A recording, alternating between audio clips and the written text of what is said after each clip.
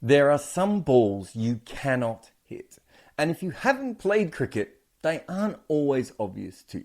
But let me explain this. What Jasprit Bumrah did here should be illegal. Look at the angle. This was almost as wide as a delivery from a left-arm bowler. This ball lands on the stumps, but it should end up down the leg side. And instead, it hits the pads in front of middle. Is it possible that right now India is bowling at a level that no one has bowled before in a World Cup? This video is brought to you by Wicket Cricket Manager. This show was made by HCLTech, a company that believes in partnerships so much you can read their name on the Australian shirt. This show leans in hard on data and technology, so we are proud to work with HCLTech, leaders in their field. There was one delay early on during Sri Lanka's collapse, and that was because Mohammed Siraj had broken a bail.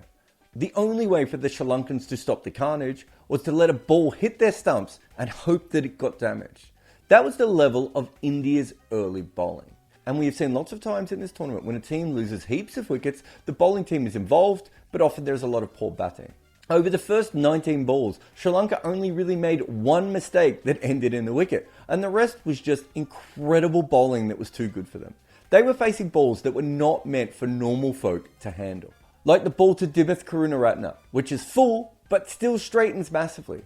This ball shouldn't seem this much in what is a very short gap between the batter's pads and it bouncing. And of course, it does it at pace and first ball. Usually to get a ball jagged like this off the wicket, you have to hit a length. So to do this when the ball was full is unfair. Also, let us note the batter.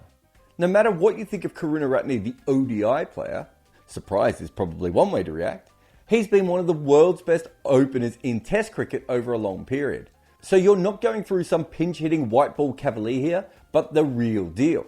But this one actually looks like a poor shot. And considering the match situation, it is not ideal. But there is even more going on here than it looks. One thing is the way that Siraj is moving around the crease. So Samara Wickrama might have seen this ball and thought, this ball's going to come a lot closer to my body. But because of where Siraj delivers from, it is much wider. Had he not been tricked by the angle, he probably just cuts this instead of trying to force it off the back foot. I mean, this is their worst wicket, and there's still a lot of genius behind it. And Siraj came wide again to Kusal Mendes. This ball landed exactly where a previous one had. But because of the angle of him jumping wide, it was entirely different. So instead of bowling a ball outside off stump on a length that moved away, he delivers a ball in that straightens, much like the Bumrah one. Also, this is the one that sent the bail into space. But I want to focus on exactly where he lands here. Siraj moves it around a lot. Two of these wickets are coming from wide on the crease. But you can also see that two different balls land on the exact same spot. And one comfortably misses the off stumps by a load, and the other one crashes into it. He turns them into something different by moving around the crease. And if you look at where he lands for the Karunaratne wicket, you'll see he's always in a different spot. There is variety out of his hand, there is variety off the pitch, and there is also variety from where he releases. And his ability to do this and still land the ball on the same spot is the killer. Mohammed Siraj averages 5.31 bowling to Sri Lanka in the power play. 16 wickets from 168 balls. I wondered where he comes in the overall list. Of the bowlers with 600 balls in the power play, no one has ever had a better average than Mohammed Siraj. Now obviously Glenn McGrath is just behind him with 4 times as many deliveries from my database. But the thing is at the moment, every time you look up something around this World Cup, there is a current Indian player at the top. Like, this is an aside, but at the moment, India has 2 players with the highest batting averages of all time in one-day international cricket. Everywhere you look, it is incredible. Shami has actually gone further ahead on this list. He started as the player with the most wickets per match at the World Cup before today. And this game means he now averages 3 victims per game in the biggest tournament in the world. And in this particular game, compared to Bumrah and Siraj, Shami's bowling was a lot more tame. After the first 19 balls, everything settled down a little bit.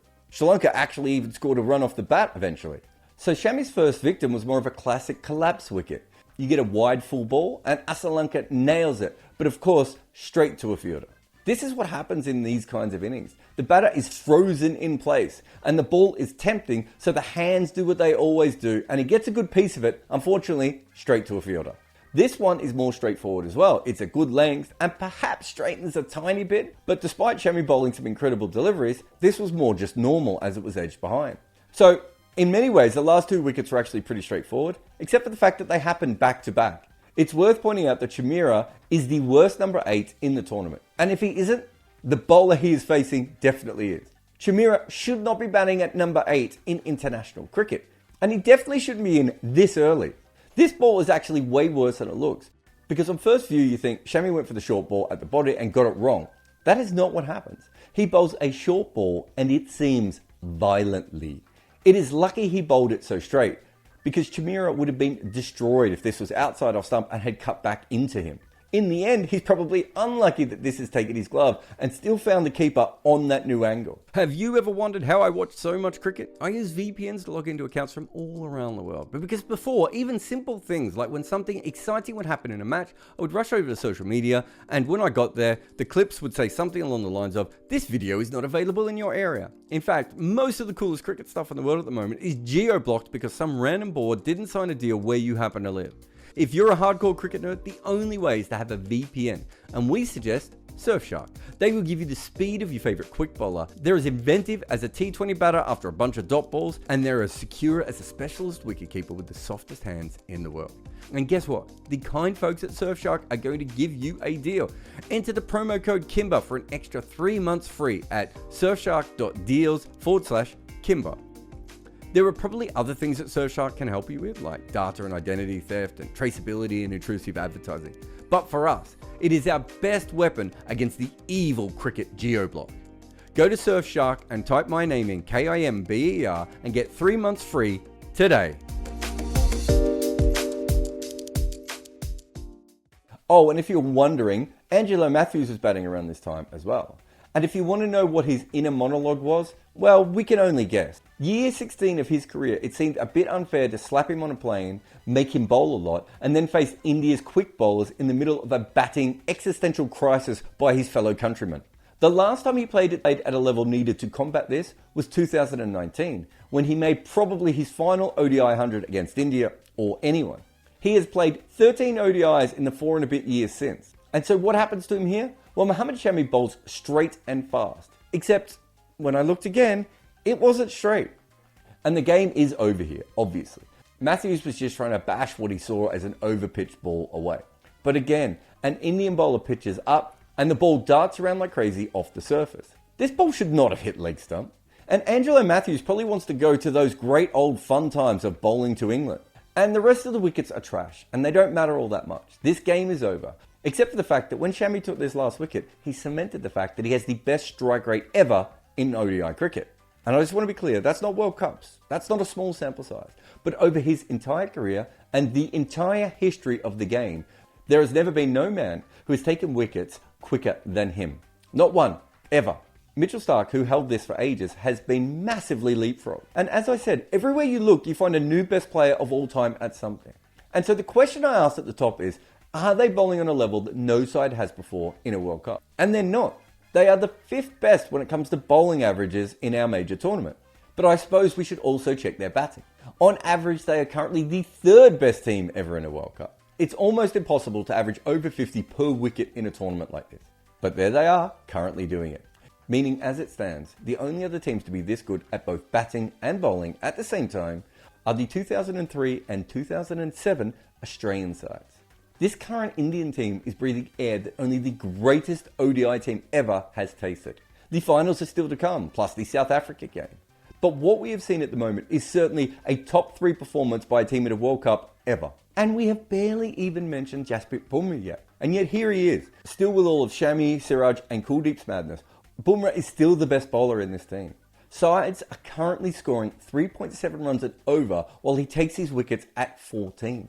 Today, he was probably moving the ball too much to actually take any wickets. This one only came about because it was a magic delivery. It should have ended up down the leg side.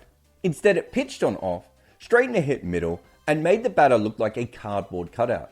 This is perhaps one of the best balls you will see. Or if you are Nasanka, not see. But this is just one of many that these Indian bowlers have done this World Cup. India has created a machine where everyone averages over 45 with the bat, and everyone takes a wicket almost every delivery. There are some balls you cannot hit, and some batters you cannot dismiss. India seems to have both of them at the same time.